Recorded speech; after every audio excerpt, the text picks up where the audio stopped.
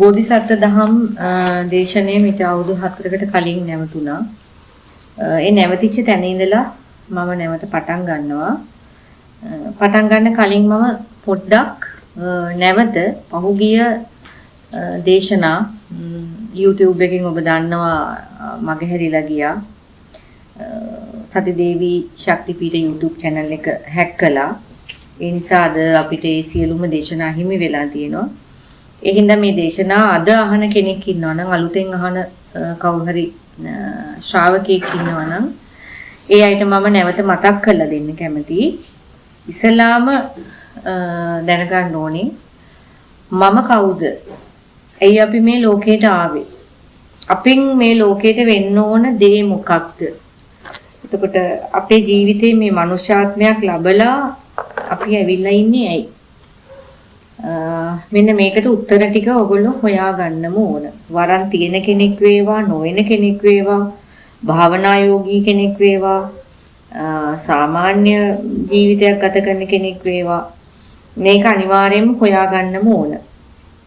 මේ මම කවුද කියලා හොයාගෙන යන ගමනේදී තමයි ඔබට මේ බෝධිසත්ව දහම් කියන එක අහුවෙන්නේ. කවුද බෝධිසත්වයෙක් කියලා කියන්නේ? අපි කොහෙන්ද මෙතනට ආවේ?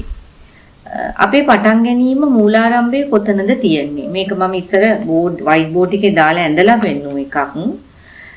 ඔබ දන්නවා ආභස්සර බ්‍රහ්ම ලෝකයේ කියලා බ්‍රහ්ම තලයක් තියෙනවා. 31 තල ලෝක ධාතුවේට ටිකක් ඉහළින්. එතකොට මේ ආභස්සර බ්‍රහ්ම ලෝකය බුදුරජාණන් වහන්සේ දේශනා කළා තියෙන හැටියට මේ ආභස්සර බ්‍රහ්ම ලෝකේ ආලෝක ජීවියෙක් හැටියට තමයි අපි මේ මහ පොළොවට පතිත වෙන්නේ. මේ මහ පොළොවට පතිත වෙන්න කලින් 31 තල ලෝක ධාතුවේ 30 29 28 27 26 ඕම තල වලට බැහැලා මිනිස්සෙක් හැටියට මේ තලයට වැටෙන්නේ බොහෝ කාලයක් ගිහිල්ලා මේ ශරීරයේ පංචස්කන්ධය බර වැඩි වුණාම තමයි. ඒ කියන්නේ අපේ පව් බර කර්ම බර වැඩි වුණාම තමයි අපි මේ මනුෂ්‍ය ලෝකයේ කියන අන්තිම තලයට, ඒ කියන්නේ අපාතලයට ටිකක් උඩ නාග ලෝකයේ ටිකක් උඩ තියෙන අවසාන තලයට වැටෙන්නේ. ඇයි අපි ආභස්සර බ්‍රහ්ම ලෝකයේ ඉඳලා මෙතනට වැටුනේ? මෙතනට වැටුනේ අපේ තියෙන අඥානකම, මෝහය, මදය, ඊර්ෂ්‍යාව, කාමය, ක්‍රෝධය කියන දේ හින්දා තමයි අපි මෙතනට වැටුනේ. එතකොට මම කවුද කියලා හොයාගෙන යනකොට අනිවාර්යයෙන්ම ඔබට මේ ආභස්සර බ්‍රහ්ම ලෝකය ගැන සොයන්න වෙනවා. ආභස්සර බ්‍රහ්ම ලෝකයෙන් කොහොමද මිනිස්සු, සත්වයෝ, දෙවිවරු බ්‍රහ්ම කායික වෙලා හෝ දේව කායික වෙලා හෝ මනුෂ්‍ය කායික වෙලා හෝ මෙතනට එන්නේ කියන එක ඔයාට සොයාගෙන යන්න වෙනවා. මේ සොයාගෙන යනකොට ඔබට මුණ ගැහෙනවා මම කියන කෙනාව. ඒකට මේ මම කියන කෙනා කවුද කියන එක හොයාගෙන යනකොට අපේ තියෙන පැවැත්මේ මූලාරම්භය තියෙන්නේ මේ ආභස්සර බ්‍රහ්ම ලෝකයේ. ආභස්සර බ්‍රහ්ම ලෝකයේ ඉඳලා අපි එනකොට අපිට කාමය, රාගය, කෝපය, පලිගැනීම, ලෝභය, ද්වේෂය මේ මුකුත්ම නැති පිරිසිදු සුද්ධාෂ්ටකයක් තමයි මේ ආභස්සර බ්‍රහ්ම ලෝකයෙන් එළියට පනින්නේ.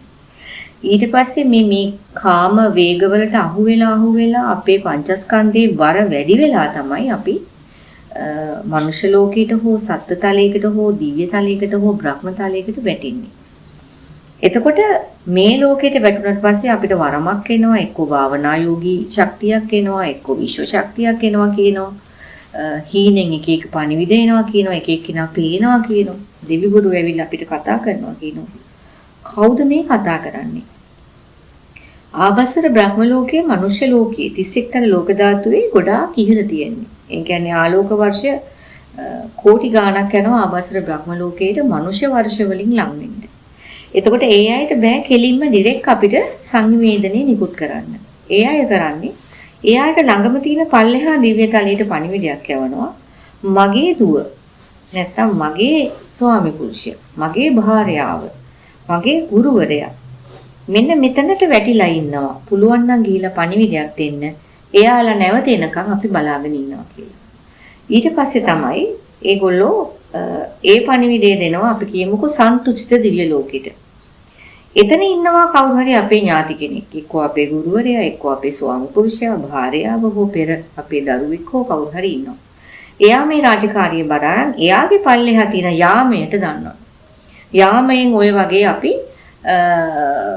පල්ලෙහාම තියෙන දිව්‍ය ලෝකෙට ගිහිල්ලා එතනින් අපි භූමාරුතල දෙවිවරු හරහා අපිට වරමක් ආකාරයට හෝ ශක්තියක් ආකාරයට හෝ යෝග බලයක් ආකාරයට හෝ අපිට පණිවිඩය එනවා ඔබ සාමාන්‍ය කෙනෙක් නෙමෙයි. ඔබ ආවේ මෙන්න මෙහෙම තලයක ඉඳලා නැවත ඔබට එන්න අපි අවස්ථාව දෙනවා අපි උඩේ ඉඳලා බලාගෙන ඉන්නවා කියලා. ඒක තමයි ඇත්තටම මේ වරන් ගමනක හෝ යෝග ගමනක හෝ අපගේ ගමනේ තියෙන මූල ආරම්භය. නැවත back to origin. ඒ කියන්නේ අපි ආව තැනට නැවත අපිව රැගෙන යන එක. නිර්වාණ ධාතුව කියලා කියන්නේ මෙතනටමයි. නැත්තම් අපි කියනවා ക്ഷേම භූමිය කියලා. නැත්තම් අපි කියනවා අපේ අන්තිම අවසාන ඩෙස්ටිනේෂන් එක කියලා. මෙන්න මෙතනට රැගෙන යන්න තමයි මේ සියලු දෙවිවරු බ්‍රහ්මයෝ එතකොට භූමාටුතර දෙවිවරු හා අපගේ මියගිය ලේ වර්ග පරම්පරාවේ සියලුම නෑයන් මේ විශාල ගේම් එකක් නැත්තම් මේ ලොකු ප්‍රෝග්‍රෑම් එකක තමයි යන්නේ අපිත් එක්ක. එතකොට මෙන්න මේ ප්‍රෝග්‍රෑම් එකට නැත්තම් මේ හඬ නැත්තම් මේ ඔබ බලන මේ වීඩියෝ පටය මේ දැන් ඔබට මාව පේනවනම් මේ ඔබට ඒ එන ආභසර බ්‍රහ්ම ලෝකයේ පණිවිඩයක් තමයි මේ ඉන්නේ. ඒ හින්දා මේ වීඩියෝ එක අවසානයේ වෙනතෙක් බලන්න. සමහර විට මේ ජීවිතයේ ඔබ දකින පළවෙනි හා අවසාන පණිවිඩය වෙන්නත් පුළුවන්. නැත්තම් ඔබට පුළුවන් දිගින් දිගට මේ පණිවිඩයත් එක්ක රැඳෙන්න. ශ්‍රවණය වෙනවා නම් නැත්තම් මාව පේනවා නම් මේ වීඩියෝ එක ඔබට සබ්ස්ක්‍රයිබ් වෙලා හරි ඔබ ෆෝන් එක ඔන් කරනකොට ඔබට එනවා නම් එළියට ඒ කියන්නේ ඔබට ඉහළින් විශ්වයෙන් පණිවිඩයක් නිකුත් කරනවා ආව තැනට නැවත එන්න අපි බලාගෙන ඉන්නවා කියලා.